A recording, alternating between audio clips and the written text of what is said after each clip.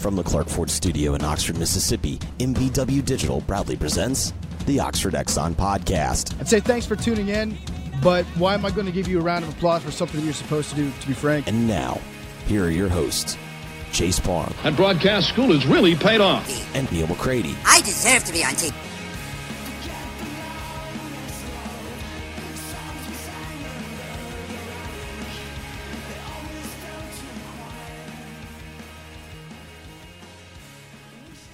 Welcome to this Tuesday edition of the Oxford Exxon Podcast. Chase Parham, Neil McCready, Clark Ford Studio this morning. We'll talk a bit of football. Basketball had its local media day yesterday, and much more coming up on today's show, brought to you every single day by the Oxford Exxon. Been telling you about the free gas for a year sweepstakes that runs all the way through Halloween through October 31st. All you got to do is any Blue Sky location in Mississippi, including the Oxford Exxon, use your Mobile Rewards Plus card at the pump, get at least 8 gallons, you're automatically entered for the free gas for a year sweepstakes there with Blue Sky and the Oxford Exxon. Again, coming to you from the Clark Ford Studio. We are Clark Ford's in Amory, Mississippi. 662-257-1900 is the number. Call it. Ask for Corey Clark. Tell Corey what Ford product you're looking for. He'll take great care of you. They'll give you a quote within 15 minutes in business hours. It's that simple. You'll have a conversation. He'll send you a quote. The rest will be up to you. You can take that quote, shop it around. That's certainly your prerogative, or you can do what I've done, what I recommend that you do, and what so many of our podcast listeners have done, and that's hop into your Clark Ford today. You'll love the easy transaction. You'll love the service. You'll love the service after the sale. Everything about my Clark Ford experience has been phenomenal. Yours will be too. 662-257-1900. So we'll jump in today. Let's start with basketball. You had a media day yesterday, some coverage at rebelgrove.com, some news on Blake Hinson. I'll just kind of open the floor up to you a little bit. What was sort of the main takeaways from Monday with Kermit and his guys? Yeah, I mean, the big takeaway is about Blake, which appears to be he's on the cusp of good news, which is great. Blake first as a human being, as a person, as someone who really wants to play basketball. And then, of course, it's great news for Ole Miss as well. Catch people up a little bit. What is the official deal here? Yeah, and everybody's got to be a little vague because there are some HIPAA things here, and Blake certainly is entitled to his privacy. There were some blood abnormalities that came back early in the fall. He just felt fatigued, didn't have a lot of energy, which is a warning sign for someone who looks like Blake Hinson, and someone, when I say that, I mean physically is really well put together kid and is young and athletic, and at the peak of his, or at the beginning of the peak of his athletic prowess, suddenly he is kind of lethargic. That's usually a warning sign, and there was some blood abnormalities that came back, and they did more kind of research on it, and they're doing their final kind of some testing. I think they sent the testing off yesterday or the day before yesterday or something like that. They are fully anticipating good news. They've cleared him to run, and he was doing all sorts of work yesterday, just no contact. Like when he was in the drill, there's some drills up. You can see them on rebelgrove.com, up on the message board if you're a subscriber. When he was in the drills, they took the pads away. There's nobody hitting him. There's no contact with him right now. Just letting him get back into shape and stuff.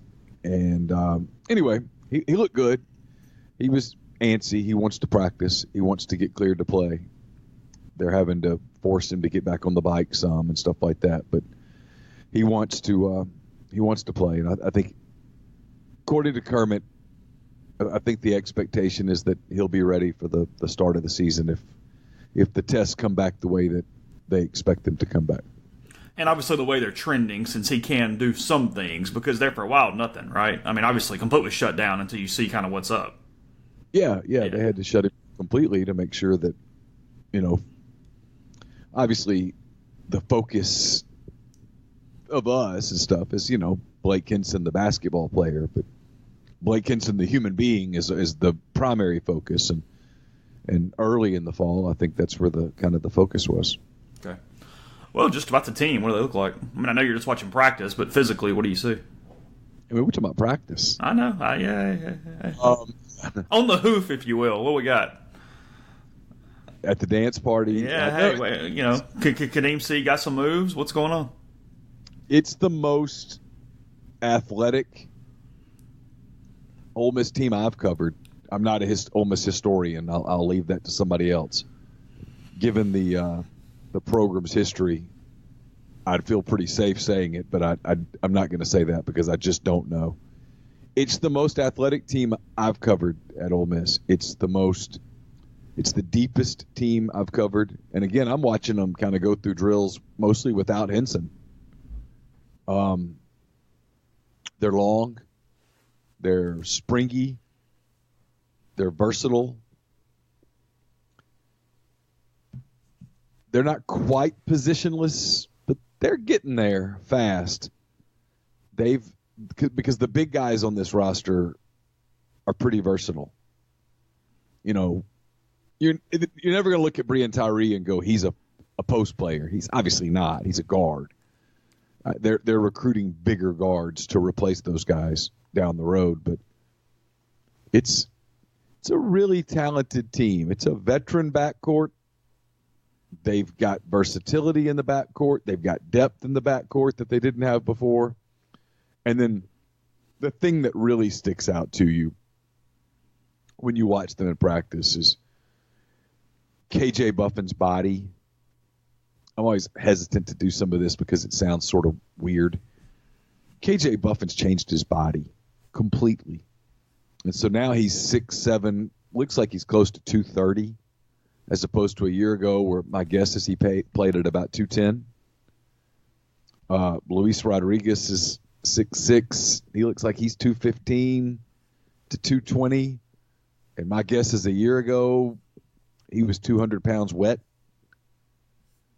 Not big enough to really play. And now he completely changed his – I didn't even recognize him. Let's put it that way. I had to look at the jersey number and look down and go, is that who that I think that is? Totally just changed his appearance from a physical standpoint. So you've got those guys. You've got Austin Crowley, who's a 6'5" guy who's got – if he were a football player, you would talk about how he plays with edge. Kind of Houston Nutt would say he arrives in a bad mood. And I think basketball teams need some of that. And he's got it. They've got Sammy Hunter, who's 6'9", really looks the part and can also shoot the ball. Hadim C is 6'10", 245-ish. Just the kind of player they haven't had there. They've just never had that kind of player. They've had tall dudes who can't move, and they've had athletic guys like Reggie Buckner who were 6'8". They've never had the 6'10" guy who can move. And then that's before you even start talking about Sean Robinson, who's 6'11", probably about 215 right now. Pretty thin, but not as thin as he was advertised to be, and not as thin as he was in high school. They've already put 20 pounds on him. So he's not 205 or whatever it was on his Rivals profile. No, he's bigger than that now. And they're determined to redshirt him. I know that question's going to get asked 8 gazillion times. Unless something changes, he's going to redshirt. And if his body develops like this for another year, he's going to be an absolute force in a year. Look, it's October 1st, but it's October, so this gives me a little more leeway to ask this question that is completely unfair to anyone, including you. In a perfect world, what does a rotation look like with this team? No, that's fair. I thought you were going to say how many wins or whatever. No. I'm just talking personnel today. We'll get into the schedule later. Yeah, I mean, okay, let's assume Henson's healthy and available. Yeah. Like no injuries. Henson's good. Perfect world. What's the rotation look like? I think the starting lineup is obviously Devontae and Brian in the backcourt. It's probably My guess would be Crowley on the wing, at one wing. No, it's probably not right. It's probably those two. It's probably either Blake or KJ at one wing spot, Luis Rodriguez at the other wing spot, and either Hadim C or Sammy Hunter as the 5, if you will. Again, traditional position basketball, if you're insisting on doing that, not you, Chase, but you in general, this is probably going to frustrate you because they're versatile enough to play 2 bigs or 1 big, 4 guards, 1 big. There's versatility he didn't have before. But to finish your answer, so a rotation, Crowley's going to play. He can play the 1, the 2, or the 3. Whoever doesn't start between Buffin and Henson's going to play a bunch anyway because they can rotate in with Rodriguez as well. Whoever doesn't start between Hunter and C is going to play a lot, and they'll play together some. And that's before you even get into Franco Miller, who I thought looked really good yesterday. That's before you even get into Bryce Williams, who's kind of freakish athletic, can really run, has real hops. You know, he's a 6'2", 180-pound guard. So he's limited. I mean, he's not a positionless guy. He's not going to be able to go down in the post, but he can really move. So, again, 200 minutes, keeping everybody happy will be a challenge, but they can absorb an injury. They can absorb some, an ankle turn. A guy misses a week. They've got the depth to overcome some of that. That's before you even talk about, I think Curry can help them. He's down the list a little, and I don't know if he's going to get many minutes, but he's got a chance. Jarkel Joyner's out there. He's not playing this year, obviously, with the transfer rule. He looked good. He looks better than – you can tell he's played a lot of college basketball. Let's put it that way. And then – I don't know that there's a spot for Dude Collum in this rotation. Frankly, I don't think there is. Who did I leave out? That's pretty much everybody. It's a really good team. I mean, they've listen. You add Joyner in for Tyree next year. This is no slap at Brian because Brian's been terrific at Ole Miss, but I think he can fill that void okay. And then you add A.J. Hoggard and Jamin Brakefield. Sean Robinson. And a bigger Sean Robinson. And this is... Yeah, because that's what's got to be good for Ole Miss from a fan base standpoint, and also for the program standpoint, by connection. This is still, in the world that they're trying to get to, a less talented team than next year and then moving forward. You know what I mean? I mean, it's still in the build process. Oh, yeah. Listen, I mean... There are people that say, what do you think? And I answered that in a mailbag the other day. I mean, all goes well. They win 25, 26 games. But the early schedule has some challenges in it.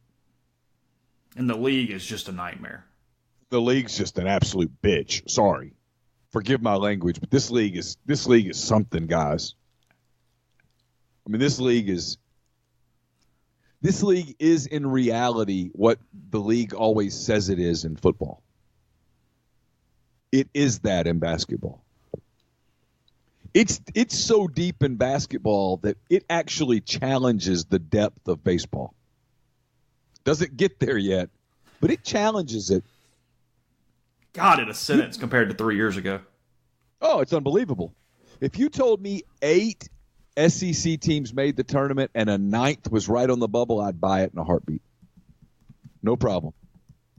I mean, let's talk about that for a minute. Because people need to keep this in perspective when you're looking at league record going into this year with a lot of – I mean, they got a veteran backcourt, but that's it. Kentucky's a national title contender every year. They are. Florida is absolutely a national title contender. Let's do it this way. I've got the standings up from last year. Okay. Let's just go through it. 2019 standings. Let's see. LSU 16-2 last year in the conference, 28-7 overall. Obviously, Will Wade has recruited some players. He's recruited players. I think they take a step back, but I don't think it's a major step. Now, the one thing you have to watch with them is that there's some NCAA things that could happen with them. They are, as one person told me over the weekend, quote, in the crosshairs, end quote.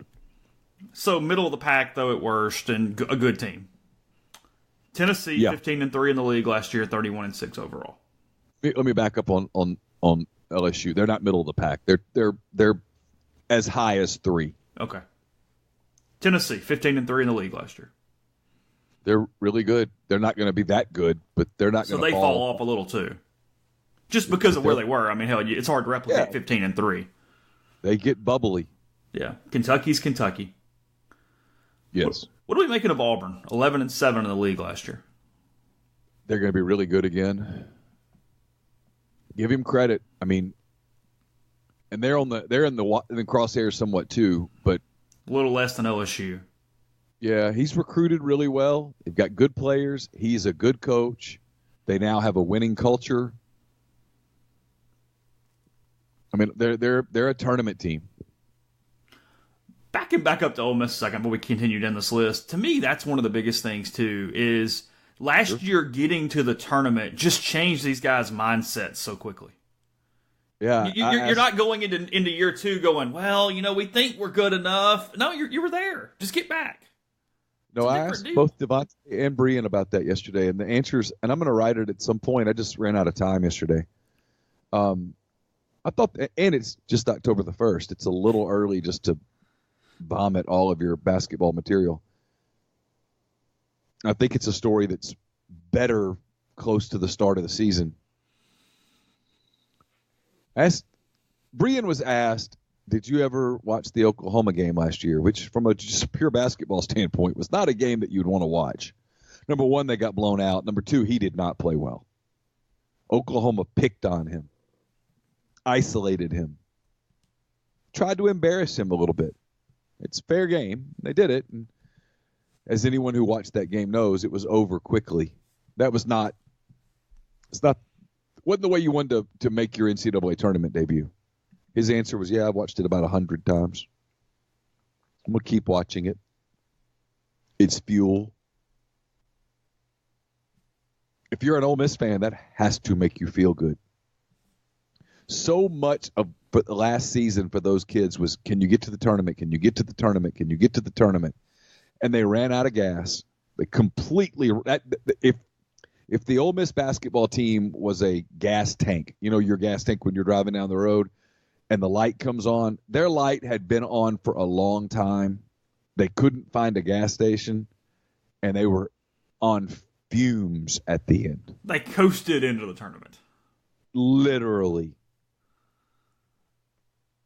They used whatever was left in their tank, trying to beat Tennessee, trying to beat Kentucky, trying to beat Arkansas and Fayetteville that day, escaping Columbia with the win. They did not play well at the NCAA in the SEC tournament. They lost to Alabama, and they did not play well at all against Oklahoma that day and lost handedly. There was nothing left. But it's motivation for them. It's been so much focus on just getting to the tournament. Now you've gotten to the tournament. Now they want to get to the tournament and play well. The truth is, last year, the culmination of that season was Selection Sunday. Yeah. They got their name called. There was nothing left. And had they somehow, some way, beaten Oklahoma, they had no shot at all of getting out of Columbia. None. Yeah, zero. Right. But who was the one? Was it Virginia? Who was it? Yeah, okay. Virginia. Yeah, and Virginia disposed of Oklahoma with ease and would have wiped the floor with a tired Ole Miss team. Well, they did win the national title. Yeah, and the point Yeah, no, I is to pick what you said. I said this a bunch of times last year. That was Kermit's worst team. It spoke to how well he coached. It spoke to the heart of 3 or 4 kids. Kermit talked about this yesterday. Listen, replacing Terrence Davis is more than replacing his numbers. Terrence had a spirit about him, a competitive streak about him, a joy for the game about him. He's not playing with the Raptors because they just felt like passing out charity. There's only 600 NBA jobs. Not that many. 30 teams times 15, whatever that number is. 450 jobs. Mm-hmm. They don't pass those out. Those are hard to get. And he got one on the defending champs. Replacing Terrence Davis is a real thing.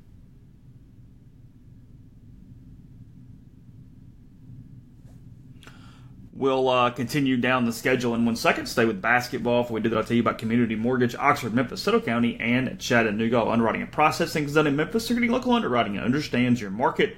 A leader in condo financing, the float down option with rates as low as they've been in about 2 years. Good time to talk to Jason about refinancing, about purchasing. 662-234-2704 or JLOWE at communitymtg.com. The podcast also brought to you by Grenada Nissan. Grenada Nissan, located just off Interstate 55 in Grenada, Mississippi. They've got a complete selection of new and previously owned Nissan vehicles. Go in, test drive one today. Tell Gene and Sandy that you heard about Grenada Nissan on this podcast. You'll get Rebel savings on top of the already great deals at Grenada Nissan. We're also brought to you by Blue Delta Jeans. They're in Orlando today, Fort Lauderdale tomorrow, Tampa and New Orleans on Thursday, and then they'll be in Houston over the weekend, Friday and Saturday. So if you live in one of those markets, again, Orlando, Fort Lauderdale, Tampa, New Orleans, or Houston, if you live in one of those markets and you want to get a fitting, private fitting with the folks at Blue Delta, it's simple. You can do it. Get in their social media and slide into their DMs or send them an email, info@bluedeltajeans.com to book an appointment or a time for your private fitting, and then ask about Gino. It's being pre-sold now. Soft, comfortable, great group of colors. They'll start the sewing on Halloween, which is hard to believe. It's just a month away, so don't miss on that opportunity and reserve your spot in the first run of this great new fabric from Blue Delta Jeans today. We'll have picks up. Believe it or not, mine are already in the admin. Picks will be up on Thursday. They're brought to you by Southern Craft Stove and Tap, located off Highway 7 and Sisk Avenue. Southern Craft Stove and Tap places an emphasis on food and atmosphere, mixing the quality of fine dining with the come-as-you-are environment, featuring 30 craft beers and offering a high-quality selection of cuisine and libations. Southern Craft Stove and Tap has you covered for any occasion. Join them for lunch, dinner, Sunday brunch, or have your favorites catered out.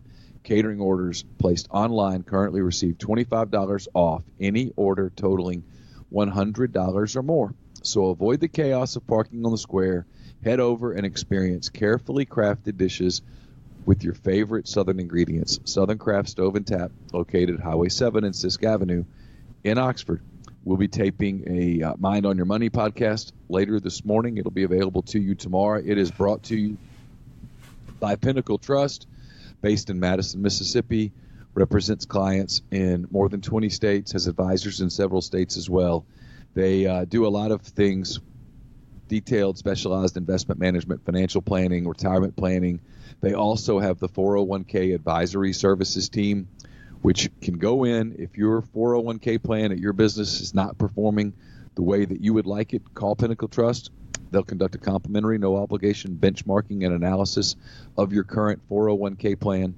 Mention that you heard about Pinnacle Trust on this podcast. You'll get 10% off your first year's fees. It's pintrust.com, PINN trust.com. And a mailbag will be up tomorrow. It is brought to you by the fine people at the Westin Jackson. You can restore serenity to your soul at Soul Spa at Westin Jackson. You can also gather at Estelle Wine Bar and Bistro. Creative craft cocktails, curated wine list, phenomenal menu, breakfast, lunch, dinner, and Sunday brunch. All of that at the Westin Jackson, a Marriott property right there in downtown Jackson. Podcast is brought to you by Visit Oxford. Visit oxfordms.com is the website. Go to the events page, see everything going on in Oxford this week, including the First Tuesday Music Series at Bryan Hall. That's today, 12 to 1, if you're a quick listener to the podcast. Well, the America's Got Talent finalist is at the Ford Center tonight. The South Talks lectures continue at the Bernard Observatory. You got Thacker Mountain on Thursday night. That's 6 to 7:30 every Thursday at All Square Books.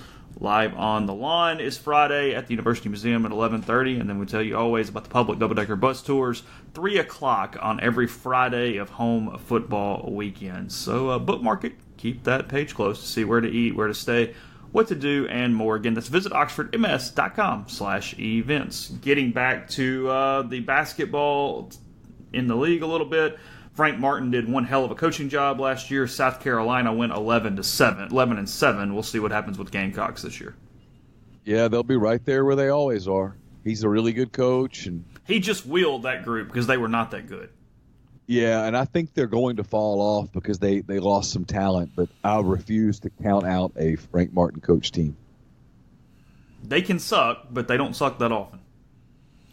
What we doing with State? 10-8 in the league last year. I don't know. I don't know what I think about them. Got some talent.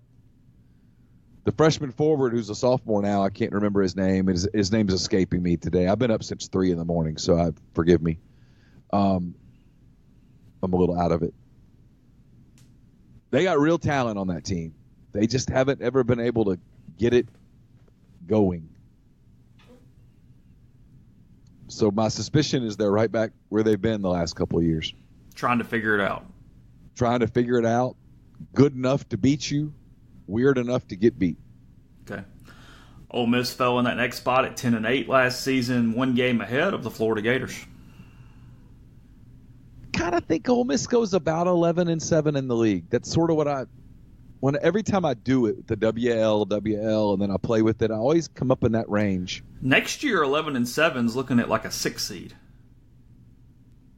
depending what you do in the non-con NCAA tournament.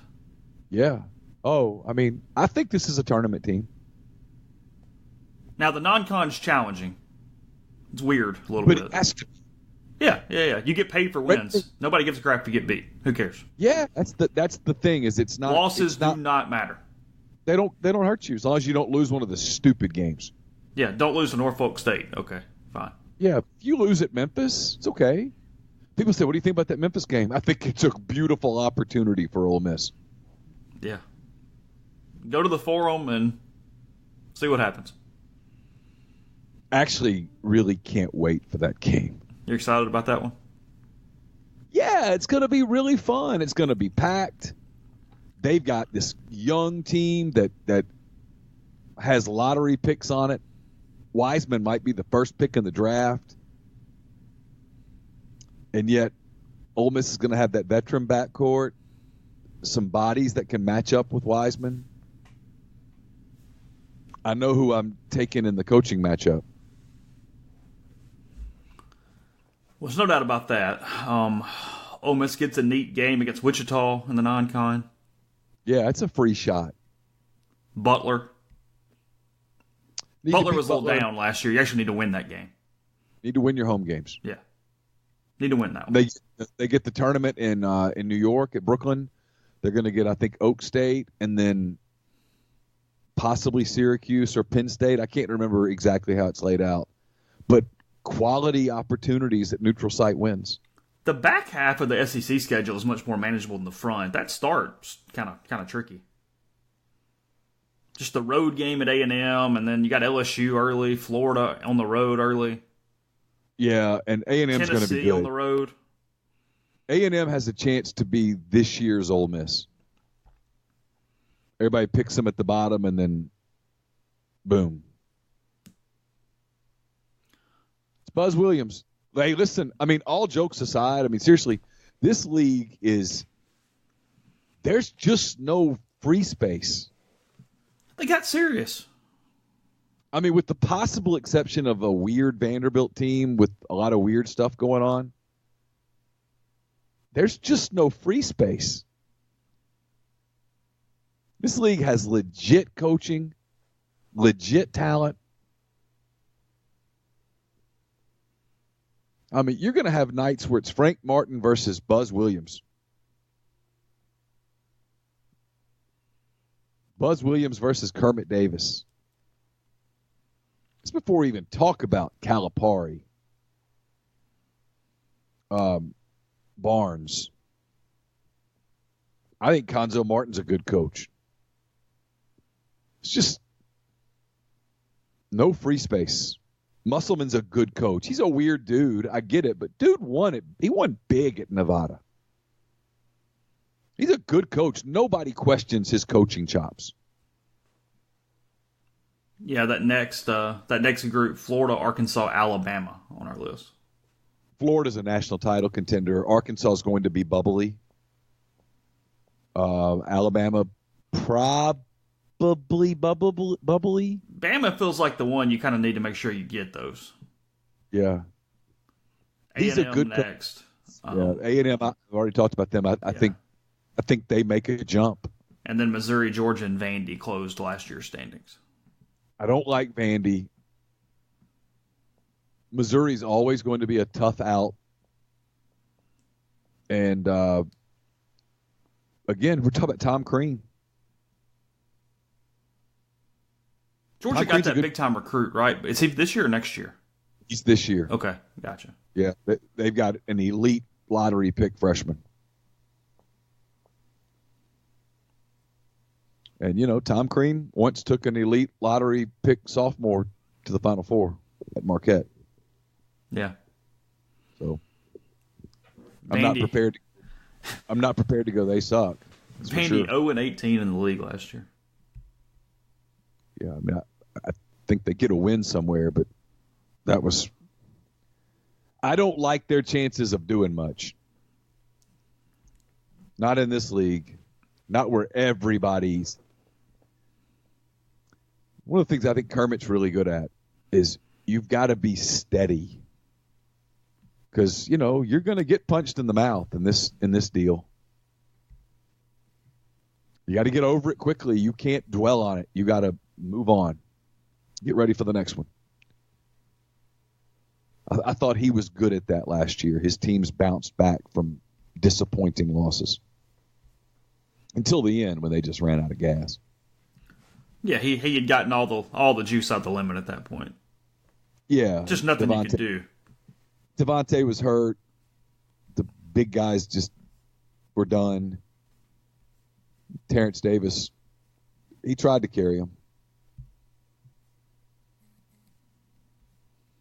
I'm excited about it. It's a fun season. It's I still think it's next season when they really break out nationally. It's my anticipation. But this one's going to be fun. They're going to play meaningful basketball in February and March, no doubt in my mind, assuming health and stuff. Yeah, and then just after that, it's, hey, get to the recruiting, try to finish some of these guys. I mean, that's a completely different world of what's going on right now. I mean, I don't remember the kid. It was within the last week. What was that kid was down to Ole Miss and Michigan State? Yeah, A.J. Hoggard. Supposed to announce his decision on Sunday. If I'm an Ole Miss fan today, I'm cautiously optimistic. Yeah, but that's a different world. Yeah, no, I mean, like Jamin Brakefield, he took an official visit to Louisville the other day. Make all your jokes about Louisville and whatever. I get it. Still an elite basketball program. And they want him. I mean, Jamin Brakefield is at the very top of Duke's cut list.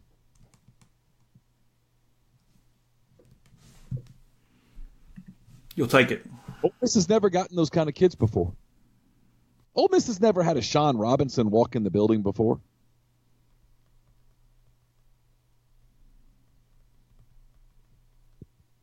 I give Kermit a ton of credit, man. I mean, I knew he was a good coach, and I thought he would have success. And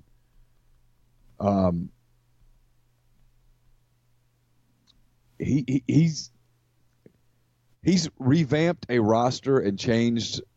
And I hate saying change the culture because that makes it feel like I'm slapping Andy, and I don't want to because I understand how hard Andy worked to get the program to the place that he got it to. When people do the compare and contrast, it's like, well, now look, in fairness, Kermit didn't have to spend 10 years coaching in the Tad Pad. Every time you walk into the pavilion, you're like, man, they got this right. It's the biggest credit I can ever give that building is you don't feel like you're on Ole Miss's campus.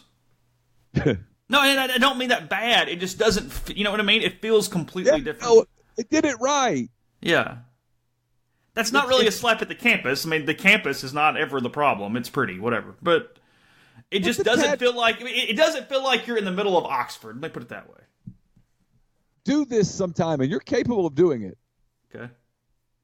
Go into Tad Smith Coliseum and then go to the pavilion. Do it within the same hour.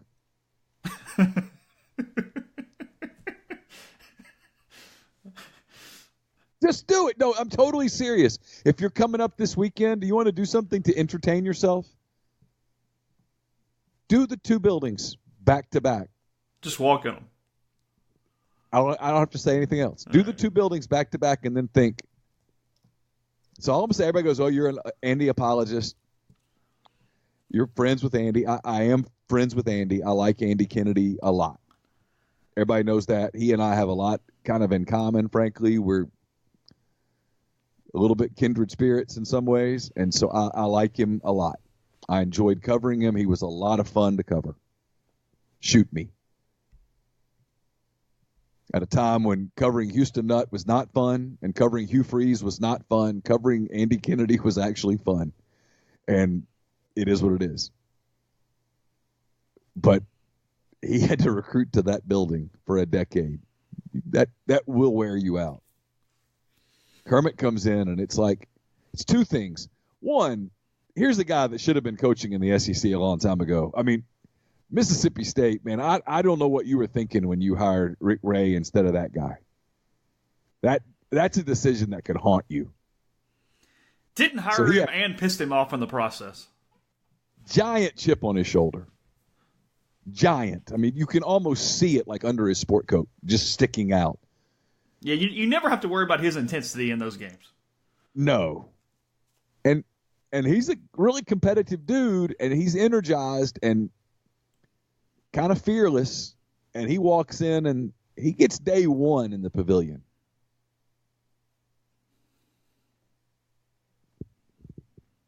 And has done one hell of a job. Just, I say none of the stuff about Andy to take away anything from Kermit.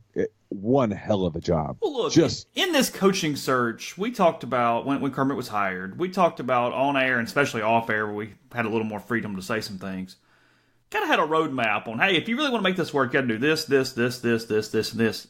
He's hit pretty much every one of them. Yeah. Every one of them. Including some where I went, hey, you go with this and you give it a shot, and I'm still not real sure if it'll work. It worked. Well, and kudos to Ole Miss, too, because to Ross Bjork and the people there at the time, they gave him the budget to put together the staff that he has. We talk about Kermit a lot, and we should. He's the face of the program. Got a really strong staff. Mm-hmm. Levi Watkins is an elite recruiter. Ronnie Hamilton,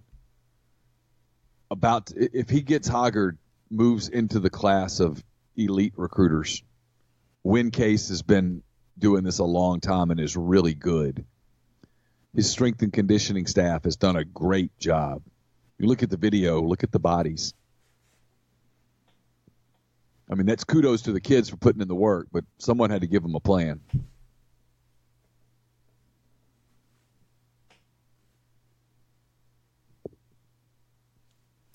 I mean, look at the video of Devontae Shuler just sitting there. Different dude. You know how much money I'd pay to have arms like that?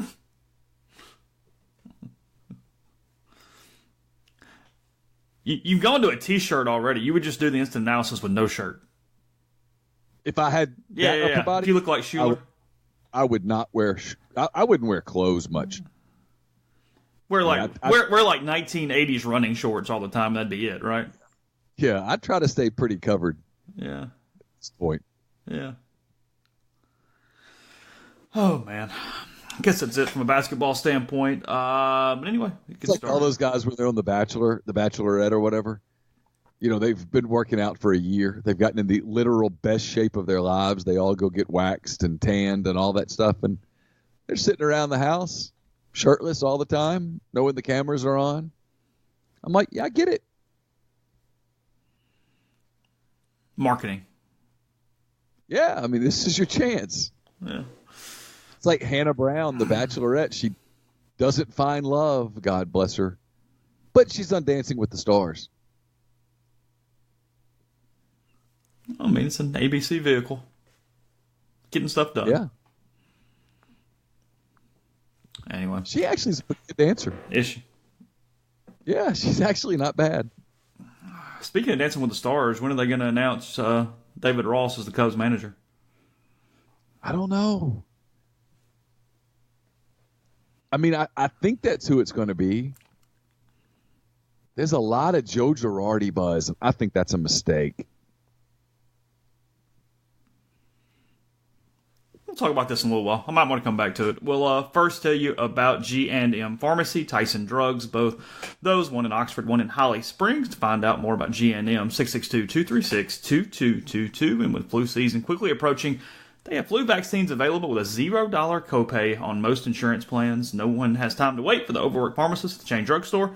So stop by one of their locally owned pharmacies where they have multiple pharmacists available dedicated to getting you in and out as quickly and painlessly as possible. Again, Tyson Drugs on the Square in Holly Springs and G&M off South Lamar in Oxford, 662-236-2222. Oh, sorry, I was laughing at something else. Join the Ole Miss football team back at the Vaught for an SEC showdown and homecoming on Saturday versus Vanderbilt. For more info, visit OleMissTix.com. The 2019-20 Ole Miss hoops season is just around the corner. Don't miss any of the action of Coach Yo's women's basketball team and Coach Kermit Davis's men's team this season in the pavilion. For tickets, visit OleMissTix.com. Join the Ole Miss men's and women's hoops teams on Friday, October the 18th for Square Jam on the Oxford Square. Bring the family out to the free event featuring skills contest, player autographs, and a dunk contest to cap off the night. For more info, visit OleMissSports.com. Podcast also brought to you by John Edwards of Regency Travel Incorporated in Memphis. If you've been thinking about a golf trip, a Caribbean cruise, you're already starting to think about next summer's trip, a holiday trip, strongly suggest that before you do anything, get in touch with John. All you have to do is give him a call, send him an email. You give him some parameters, give him a budget, and then sit back. He'll come up with options that you will not come up with on your own. He's got access to stuff that you do not have access to. You don't have to live in or near Memphis to take advantage of the services. And until you make a commitment, everything's free. So let him give you some options. And then go from there. 901-494-3387 or jedwards@regencytravel.net. First-time clients can save $50 off their first booked trip just by telling John that you heard about him on the podcast. Also brought to you by Harry Alexander. Harry is an Oxford-based RE/MAX Legacy Realty agent. Big part of Savannah Square. It's a new 9-acre development, about 0.7 of a mile from the Oxford downtown square. It's conveniently located east of North Lamar, just a short stroll from the Midtown Shopping Center. If you're coming up this weekend for the Vanderbilt game and you want to, kind of check Savannah Square out, you think about moving to Oxford, thinking about retiring to Oxford, thinking about relocating, there's several properties that are in different stages of development. Harry will be happy to show you around. He'll show you the model home at 215 William Street. Just give him a call, book a time, 662-801-5621 or SavannahSquareOxford.com. And we're brought to you by Oxford University Bank.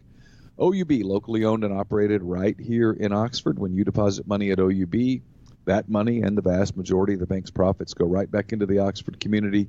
OUB gives you the comfort of home. all the benefits the big mega banks provide, all the technology and products you can want, all with the personal touch. They have a commercial checking account. It's now paying 1% interest as long as you keep $10,000 in the account. Comes with fully interactive online banking. They'll set up any local business to deposit checks from their office and not have to worry about coming to the bank daily to deposit those checks. To learn more, go to liveoxfordbankoxford.com or call 662-234-6668. OUB is FDIC insured. And don't forget, Oxford Park Commission Youth Basketball is just a bounce away. This is their final week to sign up for the upcoming season. Registration will come to a close on Friday, October the 4th. Leagues are open for both boys and girls, ages 5 to 15. The cost to play is just $50. Visit their website, oxfordparkcommission.com, for more details on the 2019-2020 season. So, media availability from us football yesterday. Matt Luke, Mike MacIntyre, and Rich Rodriguez. A couple injuries that Matt updated in the opening of his press conference. Patrick Lucas, the true freshman, tore his Achilles against Alabama. He's out for the year. I do think he did not play in all 4 games, though, so he does get the red shirt. He's back as a freshman next season, as long as everything is good health-wise. And then Ryder Anderson had an ankle and a knee injury. He's having a meniscus surgery on Thursday, and he's out probably 4 to 6 weeks. So those couple defensive issues there for Ole Miss from an injury standpoint. Obviously, a lot of talk about quarterbacks again yesterday. Matt gave very few, if any, definitive answers. Said Matt Corral would start throwing a little on Tuesday. He would know more on Wednesday. He said that he was confident in what John Rice Plumlee gave him on Saturday. Said he would probably play no matter what to some extent. And then you asked about Grant Tisdale, and I did not get a whole lot of warm and fuzzy that Grant was in much of a package this week, just to be honest. No, I didn't either. I don't think Matt really liked the question. He answered. Well, I'm sorry. He said words in response to the question. Yeah. He smiled, but his eyes did not reflect the smile. Oh gosh. Look. I don't know. I'll ask Matt on Wednesday about what's up with Corral. I've talked to some people who said that Corral expects and thinks he's going to play Saturday. I know that much, but I don't know. Yeah. I love Rich Rodriguez's answer. I'm not telling you. Yeah. Why would I tell you? Fair. I think Corral plays and Plumlee has a package. Just my kind of educated opinion. That is the money line favorite. Yeah. No doubt. Look, you can also read into what they say, especially Rich. When you ask about Plumlee, it's always he can really run, really can root, but he knows this. People are going to put another body in the box now. And it's more than just run the quarterback. You want to be able to free up space for Ely, to be able to pound away with Phillips. And if there's an extra guy in the box all the time, you can't do that. And run the quarterback 25 times is not a sustainable game plan.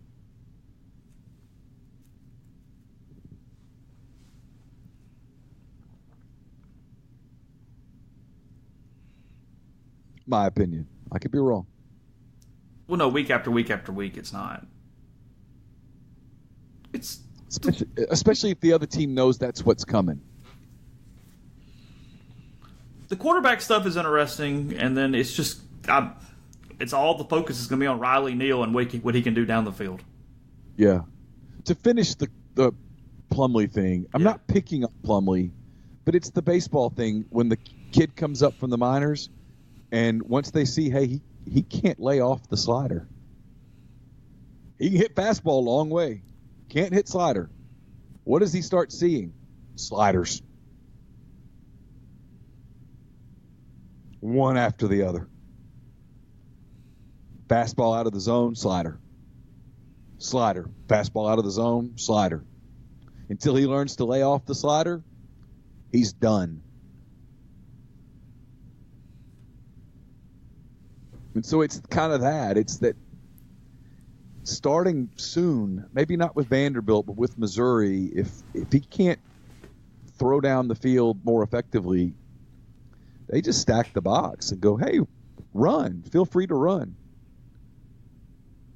We're going to chase you down. We're going to hit you. We're going to take that away from you, and then we're going to make you beat us on 3rd and long. And, yeah, you get a scramble here and there, but I'm not picking on the kid. I just think everybody that was his first start. He's a true freshman. He's still developing as a quarterback. But there are some – and then the other interesting thing that Rodriguez said yesterday, Chase, and it was in response to my question, their young receivers have to do a better job of separation. They've got to do a better job of getting open. It's not just the quarterbacks. No, not at all. Oh, man, we talked about that for weeks. It was, hey, who other than Elijah Moore is going to get open? Because Alabama did what I expect everyone to start doing now, which is, okay, 8's good. We're going to take him away. Big week for Mingo for Drummond. Yeah. Well, Braylon Sanders. Jackson. Somebody. Both Jackson. Yeah, there's opportunity. Go get it. But if I had to buy some stock right now, I want to buy Mingo. Yeah, I do think that Corral gives you a better chance of utilizing more of those people right now. That's the other thing when people do who's the better quarterback right now? I think it's Matt. Who might it be in 6 weeks or 8 months? Man, I don't know. It's too early to say.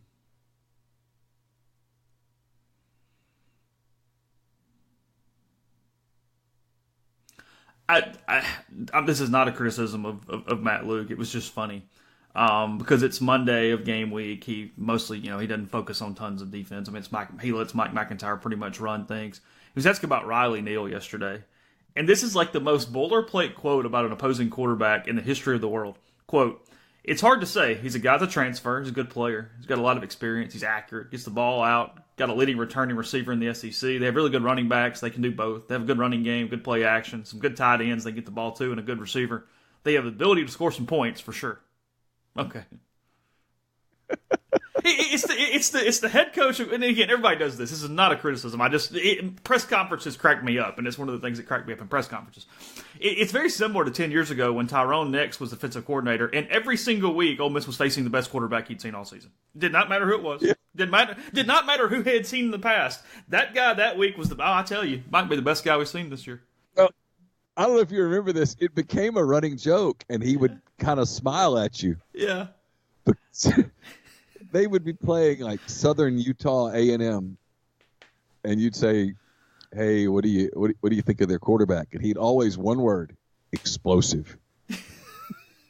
Everybody was explosive, and you'd just start laughing, and he'd kind of giggle too. And later he'd be like, "Man, why are you messing with me?" I'm like, "Because that's the same word you use on everybody." And so at the end, it would always be, "So what have you seen from that quarterback on film?" Explosive. Yeah. Nobody says, "This guy kind of sucks. We got to get this one." No one's going to say, "Well, I mean, we just played Tua. It's going to feel a little easier today." The game difficulty is getting turned down a touch. Let's just be honest. There's a thing about the Dolphins tanking for Tua. I've not heard anybody tanking for Riley Neal. Sure, he's a nice young man, and his parents love him very much, but and he's going to play a lot of college football. Yeah. Play more than I ever played. Yeah, of course. But, yeah. Now, they do have some good skill players. They do. Their running back is a legitimate player. They do have a couple of good receivers. Got a good tight end. But they haven't exactly lit the world on fire this year. No, their best game, they lost by 30. Really frankly, their best game was probably only Georgia beating them 30-6, if you want to be honest. Yeah, it probably was. They played okay that night. Just outmanned, but they played okay. Ole Miss might be coming off of its best game in a while. Ole Miss hasn't put the full game together yet. Unless you count Arkansas, and even that game when Corral made the kind of the bad decision to Cooley and it got returned for a touchdown. That game was 6 points fourth quarter at that point. Ole Miss dominated the fourth quarter, but Ole Miss kind of hasn't put together a full game yet. They had a bad first half against Memphis, kind of middle of the game against Arkansas, a bad third quarter against Cal, no question about it, a bad second quarter against Alabama. They're still trying to figure it out. Anything else from yesterday as I move on? No. Okay. It's a big game. You can hear it in voices. Everybody knows. They got to have this one.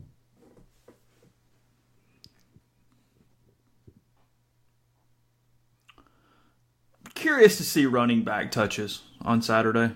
I don't feel like they've gotten that to where they want it yet. A little closer on Saturday, but still like they're trying to figure out how to get the right people involved in the right ways at running back. That was an interesting thing where he kind of intimated that he'd like to kind of divide up the carries pretty evenly between the three of them. Mm-hmm. I think Plumlee being at quarterback stunts Phillips a little bit. If you have Plumlee at quarterback, the box is crowded, and Scotty is a between the tackles runner. Said, let's see, his quote on this was, it's more of the running back by committee. They're all in that 10 to 12 carry number. They're all staying fresh. They're being effective. It's less of what Scotty is doing wrong more and us wanting to get more people involved and staying fresh. It's kind of college football in general when you have more than one guy. Ole Miss just hasn't had that luxury because, frankly, the running back room has been pretty thin over the last few years. You know, I guess it was against A&M. Gus did a really good job he completely held Boobie Whitlow until essentially the second half. And then kind of put him in there and let him beat on A&M a little bit in the third and fourth quarter. Whereas he had only gotten, I think, 2 touches by halftime. Just kind of the way things are happening right now. You kind of ride the hot hand. You sort of make sure you've always got a back that has a little more punch than the defense when as the game goes on and gets deeper into it. Yeah. So interesting to see. I think Scotty's game is complements Corral more than it does Plumlee. Yeah, I get that. We'll take our final break. We'll tell you about Master Cuts Lawn and Land Care. You know that about all over northern Mississippi. They also do custom playgrounds, retaining walls, pool decks, outdoor living spaces, paver patios, forestry mulching, and much more. The path to your dream backyard is easier than you think. You can find them online at gomastercuts.com, or you get that same free quote at 662-607-7773. That's gomastercuts.com. The College Corner is your one-stop Rebel shop, now with 2 locations in the Jackson area, in Ridgeland next to Fleet Feet, and the new location in Flowood next to Half Shell. If you don't live in Jackson, that's not a problem. You can visit them online at collegecornerstore.com, plus Facebook and Instagram. Don't waste your game day in Oxford stuck in traffic and long lines to get your gear. Stop by College Corner before you go, and their staff will have you in and out and on your way. The College Corner has you covered for all your tailgate and home gate needs. They have the largest selection of Rebel gear in central Mississippi area. Throughout the month of October, mention Rebel Grove at checkout. You get 15% off your entire purchase. You can also use it online. Just enter Rebel Grove in the coupon tab at checkout to get the same discount. And we're brought to you by the Refrigeration Company, TRC, owned and operated by Jeremy Walter, who's been in the refrigeration field for more than 20 years, including 5 years as a national service manager. At TRC, they understand that great service means being responsive. Their highly trained, responsible, and dedicated staff are available 24/7 to ensure your complete satisfaction. They specialize in ammonia refrigeration, but work on any HFC, HCFC, or CO2 systems.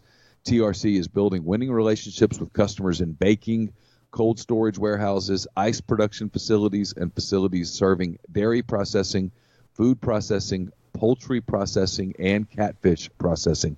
TRC is based in Spanish Fort, Alabama, but they're licensed in Texas, Louisiana, Mississippi, Tennessee, and South Carolina as well.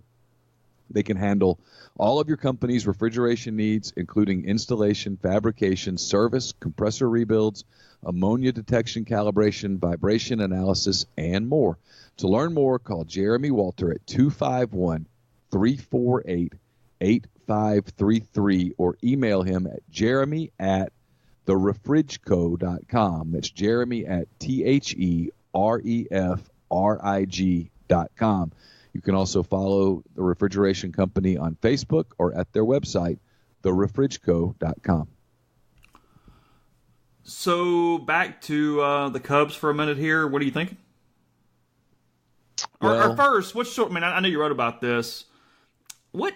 And time to move on, find whatever. But what was actually the straw that broke Madden here? I mean, they've been completely competitive. What's the deal? Well, it's two things. One, his contract was up, and I think if his contract had one more year on it, they might have given him another year. But this is kind of an interesting thing in baseball. You know, he's a laid-back guy, less is more. And as baseball skews younger, and it is definitely skewing younger, I think the younger players need more hands-on. And that's not Madden's deal. That's not who he is. He's, hey, everybody chill, it's okay, relax. And sometimes the Cubs were too chilled over the last 2 years. Yeah, they won a World Series in 16. But they dug themselves this massive hole in 17 that they played their way out of, and they went to the championship series before they lost to the Dodgers. And then in 18, now they won 95 games, but they just never put the Brewers away. And there was always this thing about around them of, hey, we're going to get it going, we're going to hit the button, we got this. And they just never accelerated. And this year, it was the same thing, and then the injuries happened. Baez got hurt. Contreras got hurt. Hamels got hurt. Quintana didn't have a great second half. Lester didn't have a great second half. Strope got hurt. And they just didn't seem to have the intensity to get going. And then when they built the lead, 2 years in a row, they've had a September collapse. And I just think there was the sense that it was time for a change. As a guy who watches them every day, I thought it was time for a change. And then Theo Epstein yesterday did about an hour and 20 minutes of press conference. Totally blamed himself, totally accountable, says that the job they did in the front office in the rebuild portion, building up to 2016, was about as good as you can do. And the job they've done since then, not so good. And he's right. I don't know that they gave Madden all the tools that Madden needed. He said nothing's off limits going into this season. If you are a Cubs fan and you watch that, it's hard to imagine, but I think there's a decent chance that unless Chris Bryant and or Javi Baez agree to extensions this offseason, they both have 2 years of team control left. I think it's very obvious the Cubs are going to shop them. Doesn't mean they'll trade them, but it means they'll shop them. And you look around and you see some of the names that are out there possibly on the trade market. Mookie Betts, Francisco Liriano. The shortstop for Lindor. Why did I say Liriano? He used to pitch. Francisco Lindor, guys who could hit at the top of the lineup. Something's going to happen. He made the comment, he said the player group will not be the same. That no one's untouchable. And they've got multiple guys. Anthony Rizzo's included in that group. I can't imagine them doing something with Rizzo, considering what he means to the city, to the organization, etc. But look, they got beat. They finished in third. They were 7 games behind the Cardinals. I think 5 behind the Brewers. Yeah, really fell apart. Got to change it. Yeah, I mean, And he talked about how a year ago, and he's right. A year ago, they lost the game 163 to the Brewers, and then they lost the wild card to the Rockies. And he said, you finished with that season and it was a bad taste in your mouth, but you said, but we won 95 games. That's a lot of wins in baseball. If you tell any manager before the season, hey, you guys are going to win 95 games, he goes, hey, pretty good year. Yeah, and so it was like, yeah, they were like, well, are we overreacting if we blow it up? Because we won 95 games. I mean, the Brewers were scorching hot at the end and caught them. And then you play a one-game wild card. They lost it in 13 innings. You were right there, in other words. This year, you couldn't say that. Yeah, they lost a lot of one-run games. Like, they lost 6 games in a row by a one-run in September. But you got to win those games. You got to win some of those games. You can't blow those games. You can't have some of the opportunities that they had in those games and not do something. And then when it doesn't happen, at some point you do have to look at your culture and say something's not working. Well, and again, you're 7 behind the Cardinals, and obviously the division's the most important thing, and it's a little bit of a false equivalency. But the Cubs are supposed to be, and with this roster and in this era, World Series contenders pretty much every year during this. And again, I get this isn't completely fair, but they finished 13 behind the Braves, and God knows what behind the Dodgers.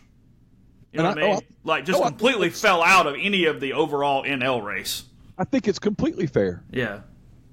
I think it's completely fair to say, you're supposed to be what the Dodgers are right now. They are. They were. And they're not. That's system. Here's the biggest stat about Theo Epstein and the Cubs. And I know people are like, shut up. But you'll like this because you're a baseball guy. Since he's been there, guys they've drafted, 4 guys they have drafted have thrown a pitch in a Cub uniform in the major leagues. Wow. Only 8 guys that they've drafted have thrown a pitch in the major leagues. So when you have to spend so much of your money on pitching in free agency, it kills you. And then they made bad decisions. And, it's easy to pick on them, but it was a bad decision. They could have had Justin Verlander. Absolutely could have had Justin Verlander, and they thought he was done. He's not done. Wasn't done. And so instead, they took Cole Hamels, who was fine, but Cole Hamels 2 years in a row is broken down, the oblique stuff. And great dude, great in the clubhouse. Everyone likes him. He's great in the community, but he's not getting. And then the other thing that Epstein said yesterday that was interesting, Chase, that you would find interesting as a non-Cub fan but who likes baseball, is he said, when we first got here, our plan was to get a lot of ground ball pitchers and a lot of power hitting players. And he said the game's changed. Now the game is a contact game. So many strikeouts. You need pitchers who strike people out, and you need hitters who don't strike out. And then the other comment that he said was fascinating. It's not even about the Cubs, it's just baseball. He goes, one of the things that we've got to figure out before we make some of the decisions we make is what ball are we playing with next year? Is the ball still juiced? Are they going back to a heavier ball? I mean, look around baseball at how many teams broke their franchise home run record this year. It's like half the damn league. Cubs included. Hit more home runs as a team than they've ever hit before. You see guys hitting 220 with 30 home runs. Yeah, basically the entire league's Adam Dunn right now. Yeah. Well, if that's the case, then it's a contact league. You need dudes who just make contact because the ball travels. Because all these kids are coming up throwing 98, 99, 100. Used to be a big deal to see a guy hit 100. Pretty routine now. Yeah, I mean, look, the Yankees are bought and paid for, and I get that. Let's take the Twins, for example. The Twins scored 939 runs this season. The Twins. Yeah. The Yankees they're not that bought and paid for. If you look at their team. They scored 943. They led the league. I mean, they just bash the ball. Houston just bashes the ball. Atlanta. The offense wasn't the Cubs' problem. The Cubs' Pythagorean theorem thing, they would have won 92 games. They scored a ton of runs. Pitching is what got the Cubs. But you look around baseball, everybody's scoring tons of runs. Everybody's hitting home runs. And some of it is that it's great young players. Some of it is that, if the ball comes at you 99 and you hit it hard, it's going somewhere. Some physics involved. And some of it's the ball's juiced. But his point was interesting, I thought. The game has changed, and they've got to figure it out. You have all these guys, and they drafted a bunch of those guys. Jorge Soler hit 48 home runs for the Royals this year. Eloy Jimenez hit 30-something home runs in his rookie year for the White Sox. Their ability to scout and develop power hitters is unquestionable. Yeah, Pete Alonso did what Pete Alonso did. Yeah, I mean, damn. But you got to go find guys. I still think the game's coming back. I think we're going to cycle back now to get on base, run base as well. Some of the stuff they did poorly. They were like 26th in baseball for most outs on the bases. Just terrible. And you can't do that in this era of home runs. If you got a couple of guys on, I mean, there's a difference between a 3-run home run and a 2-run home run. Or running yourself out of an inning where you don't get another at-bat. It's just the game. He is a fascinating guy to listen to, whether you are interested in the Cubs or not, because his observations on where the game is going. And it's one of the things that baseball, I think, has to figure out. If you love a team and you love a team's laundry, you watch a lot of baseball. But if you don't, there's so much swing and miss now that's kind of boring. The stolen base has just disappeared from the game. Just disappeared. No one's running. I think the game, I don't know, it's not as aesthetically pleasing as it once was. And home runs are so commonplace now that they've almost lost their wow factor. It's fair. The swing has changed. Kids are being taught this kind of that Chris Bryant uppercut. And I'm not saying it's wrong. I'm saying everybody's doing that. And very few hitters now have a real solid. It's one of the reasons the Nationals made the playoffs is they have a team full of dudes who adjust with 2 strikes. Speaking of, the NL wildcard game is today, 7 o'clock Central. Brewers at Nationals tonight. That's on TBS. Tomorrow, the AL game at 7 o'clock. That's on ESPN. The Rays at the A's. So Tampa, Oakland tomorrow. Milwaukee, Washington today. And then all the NL, both sides, first round starts on Thursday. The NLDS and the ALDS, just the NLDS on Thursday. Cardinals at Braves, game 1. And then the winner versus the Dodgers, game 1 as well. Obviously, Cardinals at Braves will be the first game of the day because the second game will be in Los Angeles. So I was doing like Chop. I'm sorry. Yeah. You all in? Chop. I'm a lifelong Braves fan this week. Neil's like, hey, I grew up in the South. We're all Braves fans. Yeah, I don't know. I love the Braves. Yeah. Dale Murphy, Rafael Ramirez, Bob Horner, Phil Niekro, Claudel Washington. TBS Superstation growing up, baby. Jeff Blauser, Skip Carey, just putting it into my soul. I mean, he played wiffle ball out in the yard, and he replicated Mark Lemke's swing. I mean, I can't tell you how many times I would sit there and say, here I am, Biff Pocoroba, throw it to me. Are you kidding? I've been a Braves fan all my life this week. Oh, God. I bleed red and black. Yeah. All right. I love me some Braves. God, I love the Braves. A lot at rebelgrove.com. Go see it. All the basketball stuff from yesterday, more coming. Football as well. We've got podcasts, all sorts of stuff. So go check that out. And we'll be back, as always, again tomorrow. Talk to you then.